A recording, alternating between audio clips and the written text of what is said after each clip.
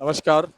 हमने आपको आज सुबह जादपुर मंडी से बताया था कि प्याज का कैसा भाव रहा है, कैसा बाजार रहा है, कैसी गिराकी रही, कैसा माहौल रहा है, कितनी आपके जो है आज प्याज की आजादपुर मंडी में आई थी और कैसे भाव जो है वो चलते बनते नजर आ रहे हैं या आ सकते हैं, या क्या कुछ स्थितियां जो है वो प्याज के बाजारों में आगे बनी रह सकती हैं।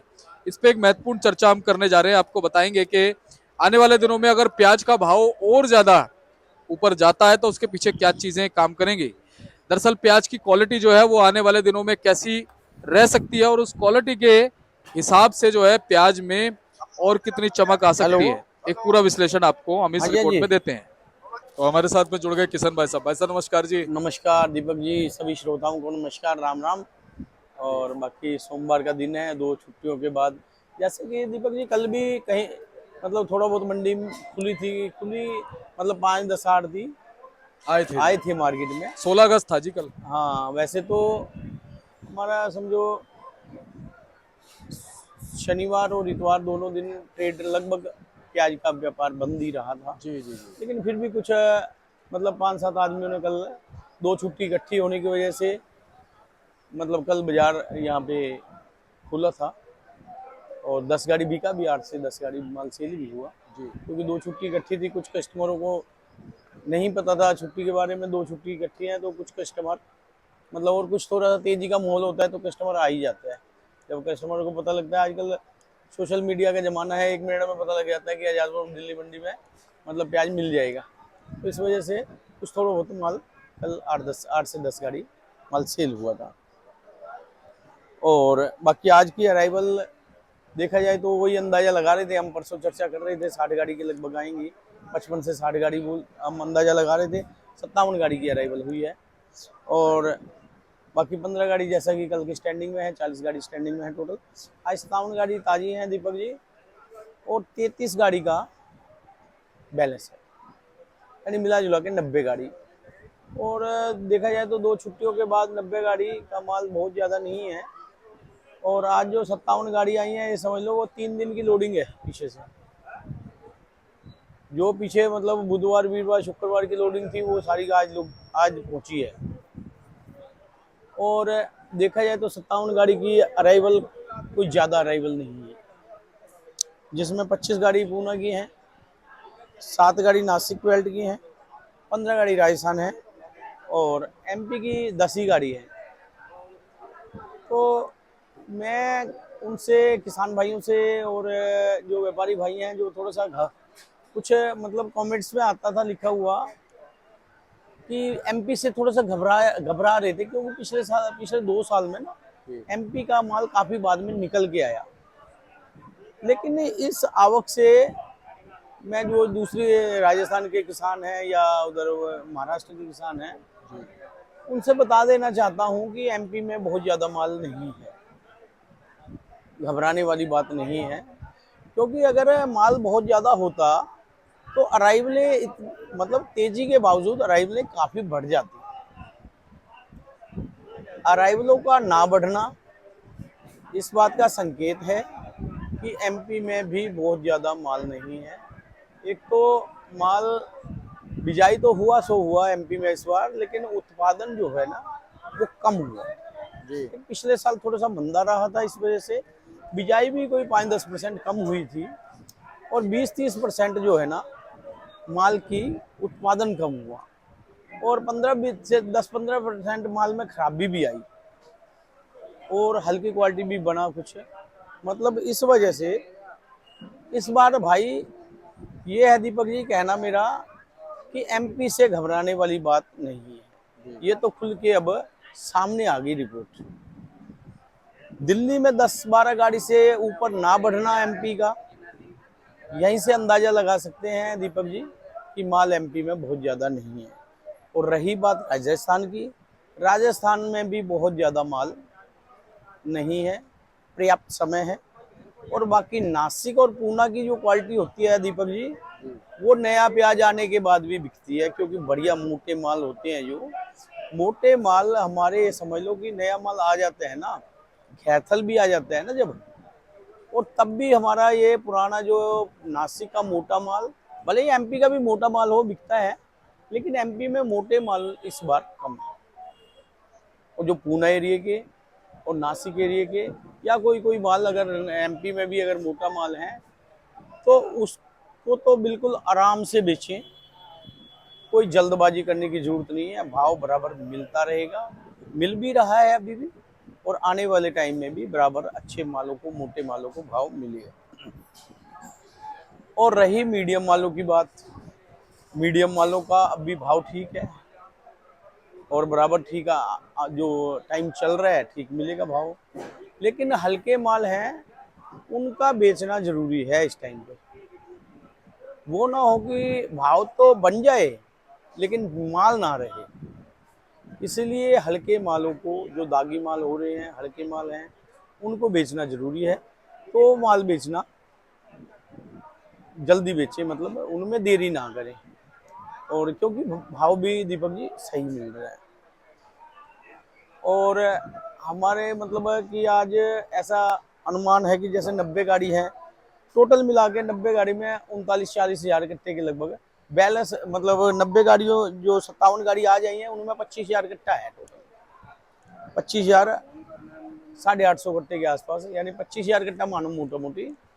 और जो बैलेंस पड़ा हुआ है हमारा 33 गाड़ी, वो 15 हज़ार कट्टा, यानी नीचे ऊपर लगा ले। अगर कट्टों की काउंटिंग करें तो 40 हज़ार कट्टे के लगभग माल है, और जो बहुत ज्यादा नहीं। और 40 हज़ार कट्टे में से समझ लो 22 से 1 हज़ार कट्टा कम लगभग आज बिक जाएगा, यानी 50-55 गाड़ी, 50 गाड़ी बिक जाएगा। 55 नहीं बिकेंगी तो 48-50 गाड़ी, यानी आधा माल लगभग 45 से 48-50 गाड़ी बिके तो आधा माल, आधे से 2-4 गाड़ी ज्यादा ही बिके तो लगभग इतना माल बिक जाएगा। और भाव ठीक चल रहा है दीपक जी। और बाकी अगर डिटेल वाइज अगर भाव की बात कर लिया है दीपक जी, तो पूना एरिया की बात करें तो दीपक जी पूना एरिया के माल बढ़िया, जो बेस्ट क्वालिटी है वो समझो 35 रुपये, 36 रुपये, 37-38 रुपये तक बिके, 38.5 तक। यानी ज्यादातर माल दीपक जी 35 से लेके 37-38, यानी 1400 रुपये मन से लेके और 1500 रुपये मन के बीच में कहो तो ये बिके हैं। और बाकी जो उससे थोड़ी सी हल्की क्वालिटी आ जाती है, ये जो पूना के गोल्टे वोल्टे, वो समझो, और थोड़े से फुल साइज के माल हैं, थोड़े से मतलब मोटे से मीडियम, वो समझो देखा जाए तो 30 रुपये से लेकर 32-33 रुपये तक। और बाकी अगर गोल्टे की बात करें पूना एरिया के, तो वो 25 रुपये से लेकर और 30 रुपये तक क्वालिटी अनुसार ये भाव में बिक रहे हैं। और बाकी महाराष्ट्र इधर नासिक की बात कर ली जाए तो नासिक के माल पूना एरिया के मालों से 1-8 रुपये कम बिकते हैं। और राजस्थान की बात कर ली जाए दीपक जी, राजस्थान के बढ़िया माल जैसे इस प्रकार के माल दीपक जी, ये 1300 रुपये मन के आसपास समझो उम्मीद है। और ये माल पड़े हैं, ये समझो 1150-1200 रुपये मन के आसपास ये माल बिक रहे हैं। और एमपी के मालों की बात कर ली जाए दीपक जी, तो एमपी के माल भी समझो 1200 रुपये से लेकर 1400 रुपये, यानी 30 से लेकर 35 रुपये किलो तक। और कोई बढ़िया माल आ जाए तो वो रुपये 8 ऊपर भी बिक जाता है। और बाकी हल्के माल हैं दीपक जी, वो जैसी क्वालिटी है, गोल्टी हैं वो समझो 700-800, 750-800 रुपये मन, यानी 18 से लेके 20-21 रुपये तक गोल्टी। और गोल्टे जो एमपी के हैं वो समझो 22 रुपये से लेके और 27-27.5 रुपये किलो तक जा रहे हैं। यानी अब दीपक जी ये समझो कि आने वाला टाइम समझो 35 से 40 रुपये का संकेत तो मिल रहा है इधर, मतलब बढ़िया माल आने वाले टाइम में ऐसा लग रहा है कि 35 से 40, और जो बाकी तो 30 से 35 जो दूसरी क्वालिटी है, ये लग रहा है आने वाले टाइम में भाव बन सकता है। अच्छा किशन भैया, नेफेड एनसीसीएफ का क्या रोल है इस समय? शर्मा जी, जैसा कि हमने पहले भी चर्चा की थी, एनसीसीएफ और नेफेड के पास जो माल रखा है वो भी माल बहुत हल्का है, और उनको भी माल जल्दी बेचना पड़ेगा। जैसा कि एनसीसीएफ ने सुना था पीछे कि वो टेंडर निकाला है, और इस बार तो मैं कहता हूँ कि उनके माल इधर मार्केट में जो भी माल बेचने की सोचेगा तो ये पहले सोच ले कि उनके माल हल्के ही आएंगे, बढ़िया माल नहीं आएंगे। क्योंकि एक तो दो कारण हैं, जो एनसीसीएफ ने नेफेड ने माल खरीदे हैं ना, उनका लगातार रेट कम रहा है, जो आम बाजार होता था वहाँ पे, जहाँ से मतलब ये माल खरीदते हैं महाराष्ट्र से, तो उससे रेट इनका कम रहा है। इस वजह से इनको माल कम रेट में अगर मिला है तो समझो माल हल्का ही लिया है इन्होंने। और हल्का लिया है तो ये अब अंदाजा लगा लो कि इनके माल खराब भी होंगे। देखो दीपक जी, किसान भाई व्यापारी भाई नहीं बचा पा रहे मालों को, माल में खराब भी आ रही है, तो ये गवर्नमेंट के माल तो और ज़्यादा जल्दी खराब होंगे। सही बात है। तो माल हल्के ही आएंगे निकल के आने वाले टाइम में जब माल आएगा इनका। और बाकी देखने वाली बात है कि भाव क्या रहता है उस टाइम पर। लेकिन कुल मिला के बाजार अभी इस टाइम में, ये जो हल्के माल इस टाइम पे हमारे किसान भाई व्यापारी भाइयों के पास पड़े हैं, उसको थोड़ा सा निकालना मजबूरी भी है और ज़रूरी भी है, क्योंकि फिर वो गवर्नमेंट के माल भी, हल्के भारी माल बीच में आएंगे। तो इसलिए हम ये सोच रहे हैं कि माल किसान भाई व्यापारी भाई निकालें, और बाकी बढ़िया माल हैं, जो अच्छे माल हैं, मजबूती से आराम से बेचे। भाव बराबर बना हुआ है। आज पीछे की मार्केटों में भी देखा जाए तो इंदौर भी चाहे 50,000 कट्टे के आसपास आवक है। आवकें थोड़ी सी 2-3 दिन की छुट्टियों के बाद थोड़ी सी, भले ही 10-5 हज़ार रुपये कट्टा बढ़ा है वहाँ पे, चाहे इंदौर में और चाहे रतलाम में। 600 650 वाहन के आसपास हैं, या 700 हैं, 600 से 700 वाहन के बीच में हैं। लेकिन रतलाम में थोड़े से छोटे वाहन आते हैं, छोटे बड़े, जिनमें कोई 40 पैकेट होते हैं, 30 पैकेट होते हैं। तो माल की अराइवल भले ही थोड़ी सी शाजापुर में भी 5-6 हज़ार कट्टा बढ़ा है, लेकिन आवक बढ़ने के बाद भी वहाँ पर कोई मंदा नहीं हुई। लेवाली फुल है, डिमांड अच्छी बनी हुई है, तो किसी को कोई घबराने वाली बात नहीं है।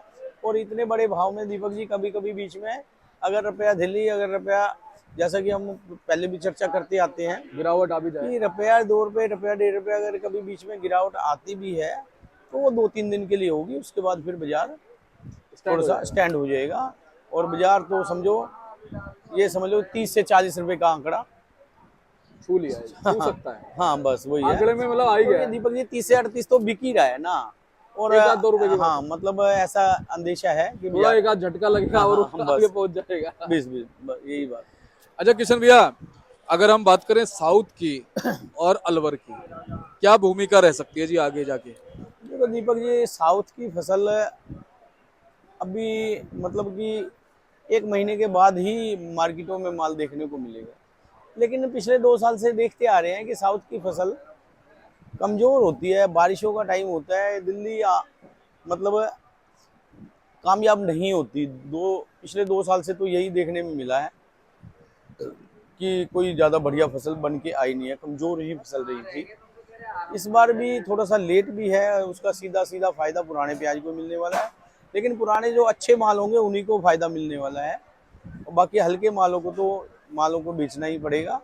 और तब तक देखो दीपक जी, कई बार क्या होता है, मैं चाहता तो हूँ कि लास्ट तक रख लूँ, और पता भी है कि लास्ट तक भाव मिलेगा, लेकिन लास्ट तक, अंत तक माल नहीं रुकेगा, तो फिर अंत तक रखने का फायदा नहीं होगा।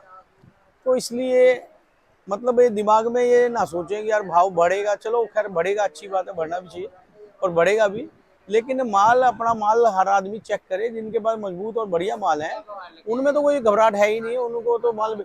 और हल्के मालों में भी घबराहट नहीं है, भाव ठीक बन गया है, मालों को बेची।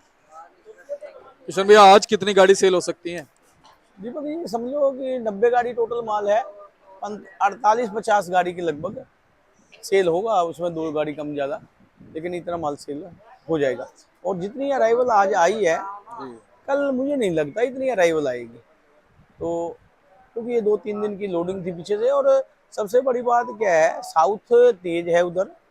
साउथ तेज होने की वजह से इधर दिल्ली अराइवल, इधर महाराष्ट्र बेल्ट की अराइवल कटेगी, वो माल इधर ज़्यादा नहीं आएंगे।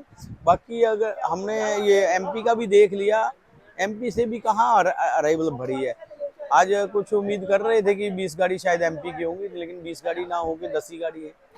तो इसीलिए मतलब अगर जैसे एमपी की अगर 5-7 गाड़ी बढ़ती भी है, तो ये महाराष्ट्र की अराइवल जो है ना, ये कटेगी, ये कम हो जाएगी, क्योंकि पड़ते नहीं है।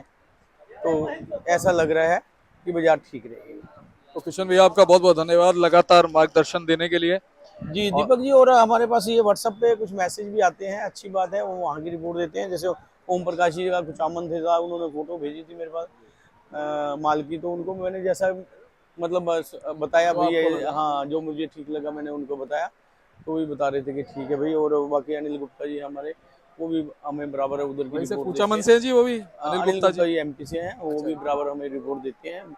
और बाकी तो जैसे जैसे मैसेज आते हैं कमेंट्स में या व्हाट्सएप के जरिए मैसेज आते हैं, तो हमें मैसेज भेजें और हमारी वीडियो को लाइक करें, शेयर करें, ताकि हम उनके आधार पर ही आगे की रिपोर्ट बना जी। पाए। जी। तो किशन भैया बहुत बहुत आपका धन्यवाद है जी। एक बार कॉन्टैक्ट नंबर फर्म का नाम। सर मेरी मोबाइल नंबर 9312241762, सूर्य ट्रेडिंग कंपनी 1158 आजादपुर से। धन्यवाद जी किशन जी भैया। जी। तो ये देख सकते हैं आप, भाई साहब का बोर्ड है जी, Suraj trading company, Pratap trading company के नाम से 1158, फंड नंबर 6364 जो है किशन भैया का पड़ता है। आप इनको एवरी टाइम कॉल कर सकते हैं, संपर्क कर सकते हैं, इनसे बात कर सकते हैं, कोई भी परामर्श ले सकते हैं, जानकारी ले सकते हैं। मिलते हैं अगले अपडेट के साथ, तब तक के लिए जय हिंद, नमस्कार।